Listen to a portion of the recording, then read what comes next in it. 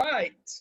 Good evening. We have got Lance Burdett all the way from not the UK, Australia, New Zealand. New Zealand. That's There we that's go. like saying an American's from Canada or a Canada's from America. There we go. New We Zealand in the we love them to house. bits. We love them to bits. They're our cousins. Yeah, absolutely. Now, obviously, we're going to talk about something very sensitive and personal: suicide. Hmm. Now, obviously, I know suicide awareness is possibly coming up in New Zealand at some point. UK's already had it. But either way, every day suicide awareness day. Every day. And obviously, I've had my ups and downs. Lance has had his, and he's here to talk about his story and where he's been and what he's become and what's the future. So, welcome. Yeah, no, thanks very much for the opportunity. Look, and suicide has been down here, and in fact, we've got the highest in the world per head of population. Um, so it's been on our radar for a long, long time. But I've studied this internationally. So I guess I got to qualify myself. So I was a cop. So I was a builder till the age of 35, and then I joined the police for an easy lifestyle. After having depression, and that was from burnout, from working too hard. I was working in the undercover program, covert operations, drug squads, doing lots of very cool things, not looking after myself. And I fell in a hole and became suicidal myself at the same time as becoming a crisis negotiator with a specialty in suicide intervention.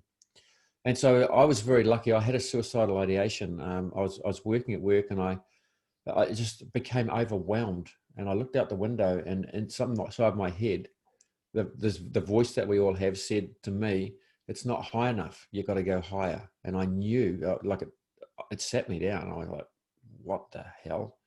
And so I went and got some help. Right now, it's when you get help, it's a slow journey. It's a 3 to 5 year sentence, I call it. You got to do your time to come out, but it's a time that I enjoyed, because you get to learn about yourself, and you get to learn about how strong you truly are when you've got nothing left except yourself and your own strength. And so for me, it was, it was a true awakening and a true understanding. So that's when I started studying about it. What made me different to everybody else? And it transpires I'm not, right? So we're all the same. And I started to study neuroscience. And for me, neuroscience brings the answers that psychology didn't. So when you join them together, you've got neuropsychology. And as part of my role in the police, I was very lucky. I ended up in your rank system, detective chief inspector. So I was quite high in the police. In fact, no, it would have been superintendent. Yeah, looking at the rank structure. So I ended up leaving the police as a superintendent. But I worked for the coroner investigating suicides and then presenting them in court. And it was a horrible experience for me, because I was still recovering. But it gave me an insight into how we're the same. And, the situations that these people were finding themselves in were situations that I found myself in. And so I studied it further and further and further. And then I decided to do a master's, and I did a master's in terrorism, studying radicalization. And they're very similar. They're very, very similar, right? So, so radicalization, people don't feel connected. People feel alone. People have dark thoughts. They're looking for answers. So there's all these common links. And so I studied that. And then since I stayed in the police, I left about 7 years ago to start my business called Warn International, which is wellness, awareness, resilience, and negotiation.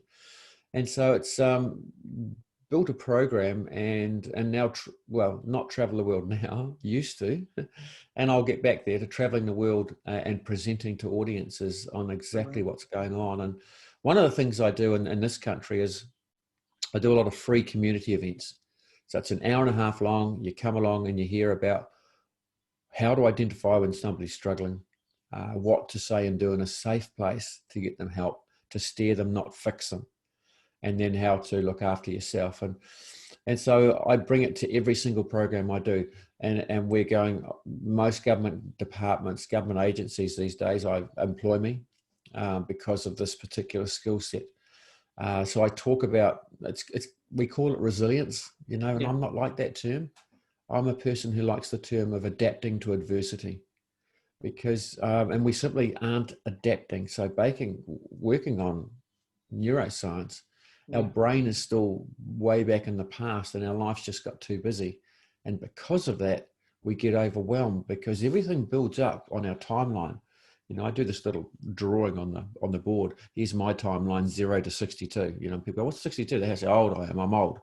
And then I put a little arrow, and depending on how this goes, hopefully I'll be a bit longer. And so along my timeline, I have these little markers, right? And they are emotional events.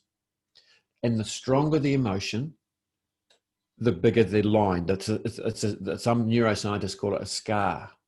Yeah. So there's little marking points along and those build up.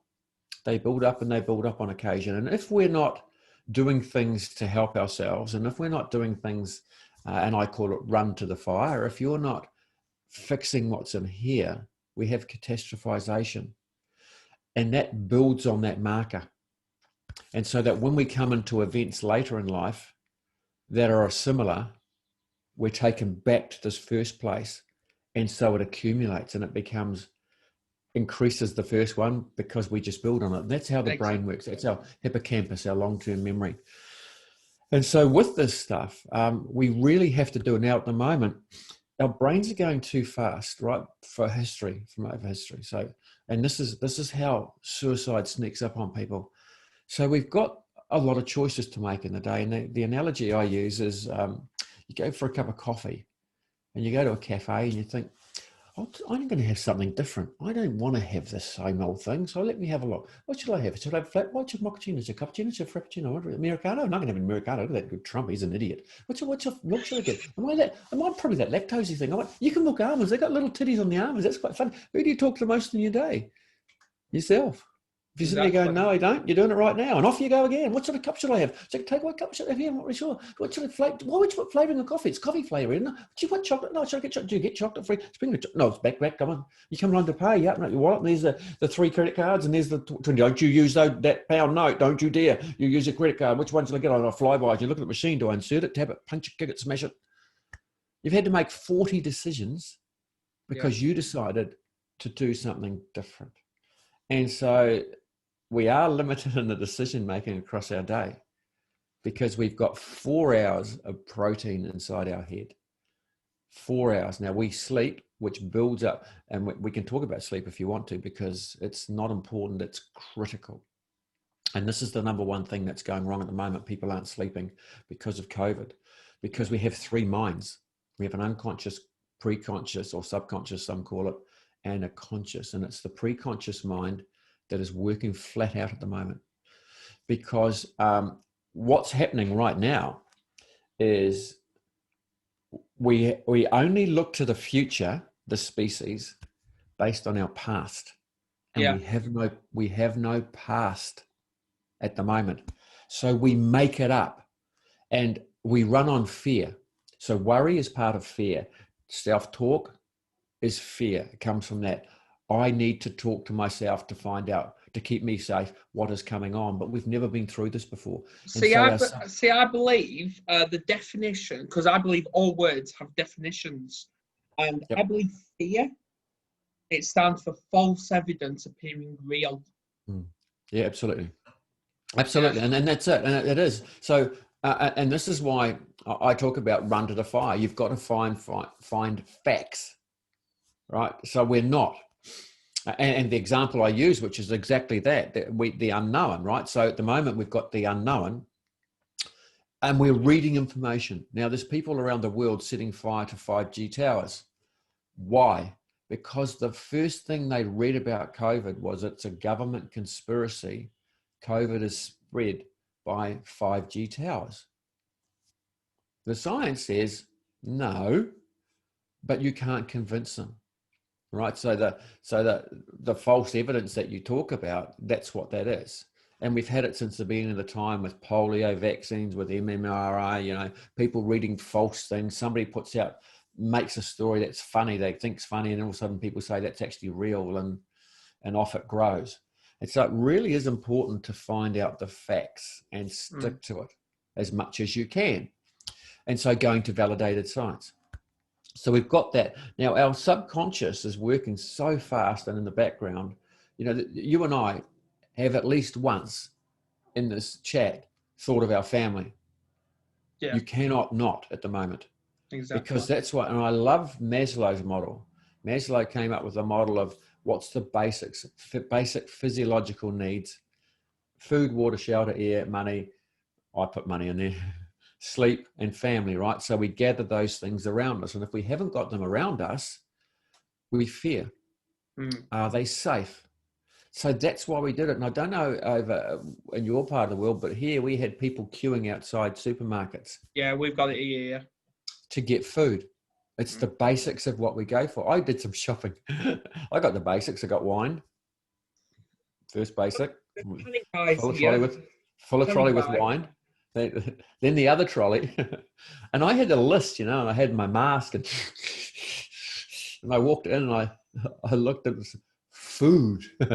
I put the list away, jumped in there and filled up. And I was so proud. I went round the toilet paper. You're not catching me. We got plenty in New Zealand. And I went round the toilet paper. But when I go back to the car, I looked at what I was putting in the car, $380, so, you know, £380 later. And I got 2 double packs of paper towels because our home has to be clean, right? Yeah. So our subconscious at the moment is overtaking our conscious mind, and it's working flat out. And then we're going to bed exhausted. We go to bed an hour earlier because we're too tired. This is what's happening, you know, around the world. So we go to bed early, and the first thing that happens is that voice inside your head. I'm glad you've come to bed early. I've got a couple of questions to ask you. Okay. And it's working flat out all night, and we've got this constant chatter, and so we're not sleeping.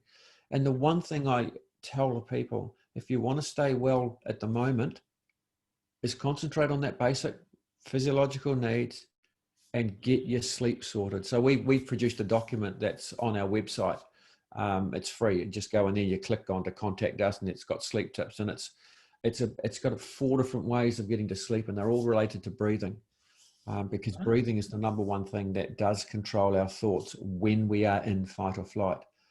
This is how simple it is, Adam. I want you to, if you were to sit up now and just all breathing through your nose, I'm stood up. It's called the olfactory system, right? And so what you do is you big deep breath through your nose, and then sigh. If you do it again. Now think of something. I bet you can't. I'll wait. How you going? No, I can't think of something, Yeah, but it's not straight away, eh? No. And it's because what's happened, so there's these little things inside our lungs called alveoli. So it just wipes your brain it's literally 5 seconds, right? It's literally boof, and then the thought will come back pretty quickly. These alveoli collapse. Now, at the moment, with what's going on in the world with COVID and stuff, you know, and this is leading on to the suicide stuff, because we know that suicide is peaking now. Yeah, that's the peaking, pandemic, right? And so this is what I teach people. Now, I use this. I was very lucky. I appeared before our Parliament just before Christmas, the Parliamentary Select Committee on Mental Health, because that's how much we are looking at it down here. The only provider ever to be asked, and they gave me an hour and a half. So I did one of my workshops, and they're crazy. You think I'm talking fast now. I'm on the floor, man, and I'm just going for it. And I remember it not for that. I remember it because on the way there, somebody phoned me. And I get calls quite a bit from people who are struggling, and I do it for nothing, right? And I just help them shake and take. I just break them out of where they are, people who are suicidal. And it happened in our lockdown. So we had 5 weeks of lockdown, and I had people felt so restrained, and they were calling me, and I was, the first thing I said is thanks for calling. And so I did this breathing technique, and we won't do it here because it just goes silence. There's some silence in it. But I did this breathing technique with him because he said, oh, there's a voice inside my head telling me to kill myself, and I don't want to. And I said, well, you've been in my workshop, haven't you? He said, yeah. I said, look, I know what's going on, but that's why I reached out to you. I said, thank you for reaching out. That's the first thing, right? Because not many people will. And so I sat down and did this breathing technique with him. And it literally takes 2 minutes. And within 2 minutes, and at the end of the, I said, are you there? Is that better? And there's nothing. And I'm like, oh, are you there? And he said, yeah, I'm waiting for the voice and it hasn't come back. So what it does is these alveoli in our lungs collapse. They have their nodes and they sit inside your lung cavity and they grab the oxygen that gets absorbed into your blood, right? That's how they work. Now, these things, because we're chest breathing at the moment, because we're in fight or flight, right? Yeah. Danger around. So we're just doing the breathing here and not gut breathing and not diaphragmatical. And so they collapse and we're not getting pure oxygen. Now, when you sigh, you take a big deep breath, which fully inflates, and it collapses everything. And your next breath, they all open up, grab, boom, done. And you get a rush and it wipes everything out, wipes your thoughts, and it just refreshes you. So we're doing this in organizations, people working from home, because home's different to work and, everything's new. Yeah. We're trying to settle in. So we're doing these sighs every 15 minutes, actually making a program sigh. And this is what's helping people to bring some calm to the storm, because there's a storm going on in here like you wouldn't believe. So, that's one of the first ones. Another breathing technique is the same thing, big deep breath. And then you just stretch and you sit in your chair and you stretch as much as you can. And what that does, it relaxes all your muscles. So now you've got a clear head, relaxed body, and off you go. And you just do every 20 to 30 minutes, you just do this. It stops the chatter. You've got clarity of thought, and you're going to get a good night's sleep. And we've got another one for getting to sleep. People struggle with sleep. The thing we know, the science tells us that when we're becoming unwell, the first thing to disappear is sleep. It's without a doubt, right? And so the lead up to suicide is because we're not sleeping. Yeah. And this is the key to this as well. So suicide's so complex, right? It's such and so in my new book, Dark Side of the Brain, it's got 5 or 6 chapters on suicide, and it's a comprehensive part of the book because we lost our niece to suicide. And so I wanted to finish it. It started off being a bit of a joke book. The book was going to be called Our Bullshit Brain because it just makes stuff up inside our head, right? So that brought me back to let's bring the science in and let's do a proper book. And so it's called, it's based on, it's called Adapting to Adversity and the Dark Side of the Brain, but it's on neuroscience. But practical stuff. People say this is like a manual for my brain, but there's practical things to do because I'm a builder, right? I had no qualifications when I left school, nothing. So I didn't have my HSC or any of those sorts of things, had none of that, but nothing. That's why I became a builder. A builder. And so we talk about this and we talk about the sleep. There's a lot of stuff in there in sleep.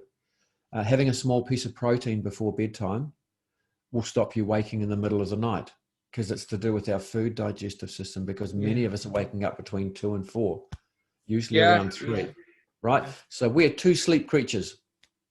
We're creatures who used to wake up at 3 in the morning and go to sleep in the afternoon at 3. It's that 3 o'clock. You wonder where that came from? That's where it's come from. And it's hardwired into our brain. So we always had 2 sleeps.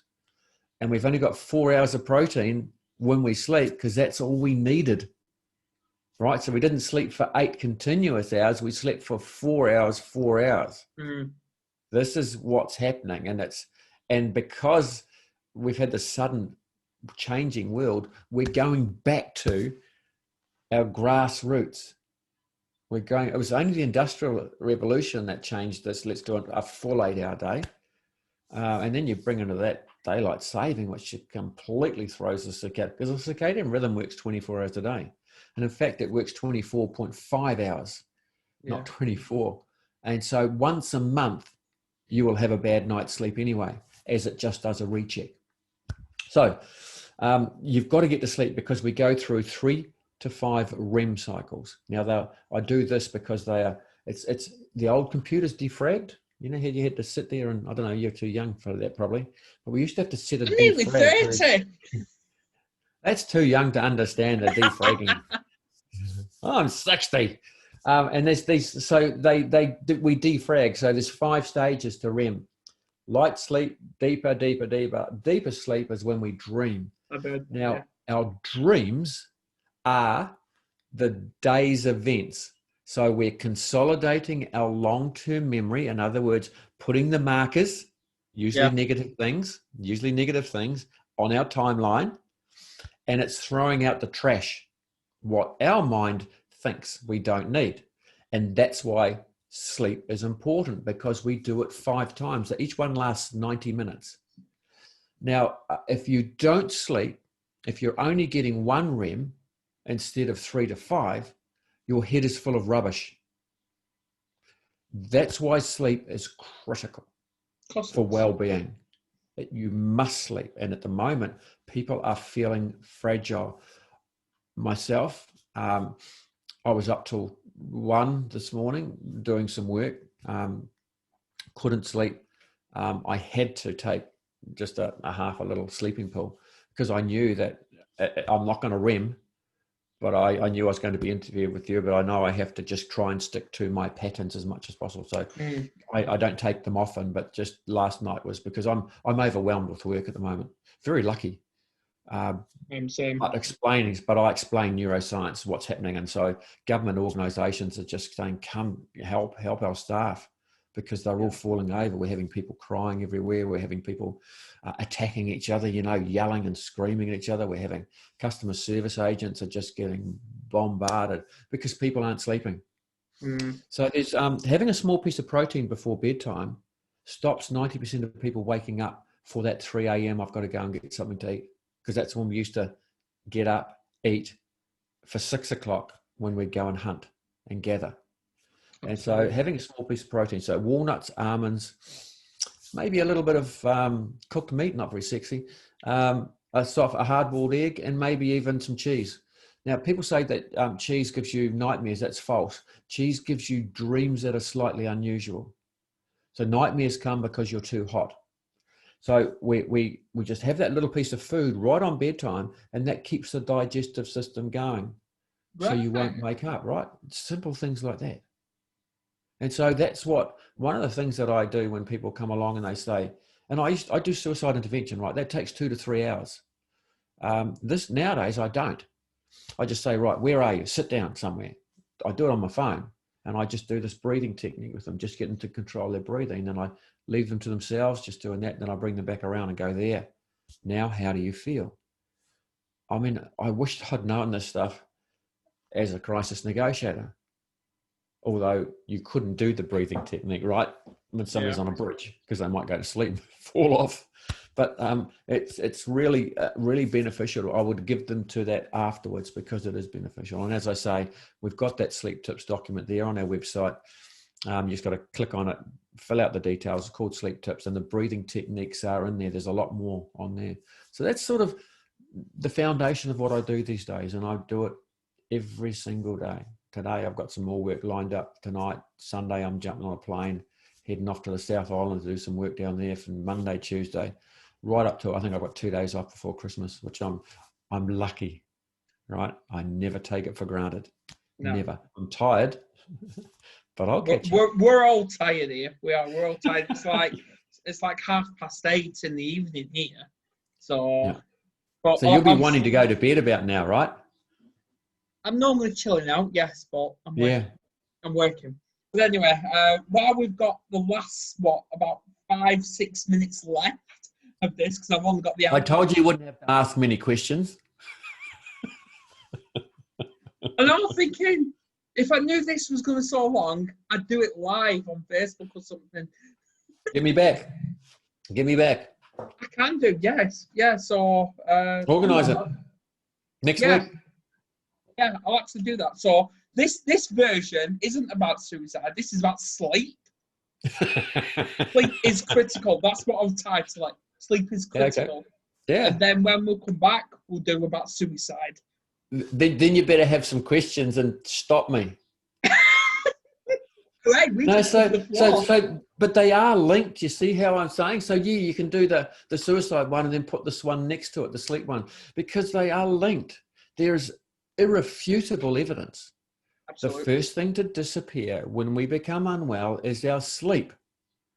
And so there's lots of other things you can do. Look, let's finish on the sleep. If you want, let's make the sleep and you can just edit out the suicide bits. So this is what I want people to do. I want you to go for a 15 to 20 minute walk at the end of your workday to burn off adrenaline and burn off cortisol, because that's what's keeping us awake. Because when our subconscious goes flat out, we're in fight or flight. So walking burns off adrenaline, burns off cortisol, and dumps endorphins, makes you feel good. And that's where your ideas come. You feel relaxed. And I'm actually going to add to that, because I always believe, and I actually spoke with an Australian, and the first question he asked me was, what does mental health mean to you? Now, I was literally answering what it is and how it impacts on us, but I wasn't exactly answering what does it mean to me. And it took 2 hours for me to actually answer that. 2 hours. Yeah. And it took me to say mental health is our mindset that controls the way we think, act, and behave. I could do 3 hours on that if you have the time. See, let me ask you a question. So this. So you said 5 minutes to go.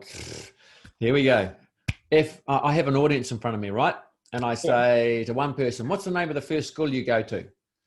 And I go, oh yeah, who was thinking of the name of their first school? Just like everyone watching this, you're thinking of the name of your first school. So that's our hard wiring, our soft wiring. If a dog could talk, if a dog could speak, if it could say one word other than walk or food, what would that word be? Most people, half the people in the room would be thinking woof.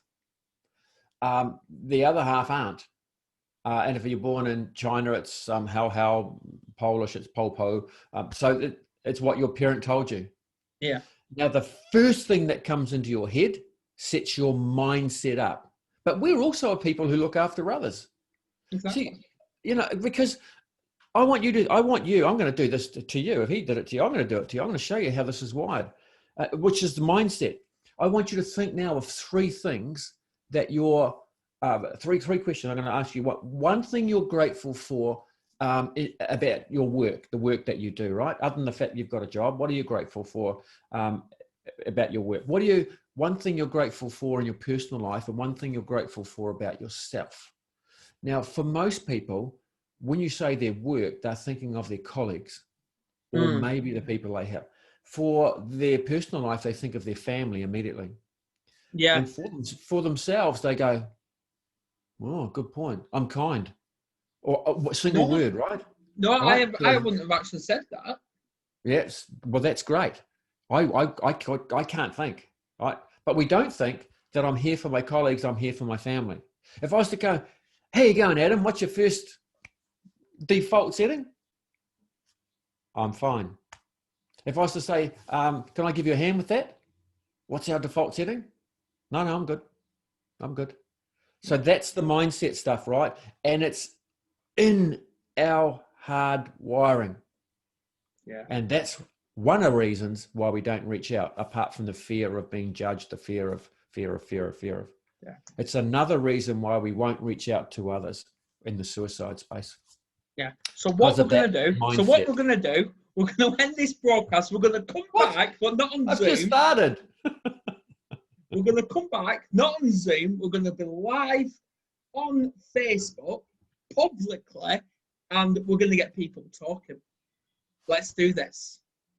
Do it. Very happy to. Right, I'll send you the link now, right? I won't be long.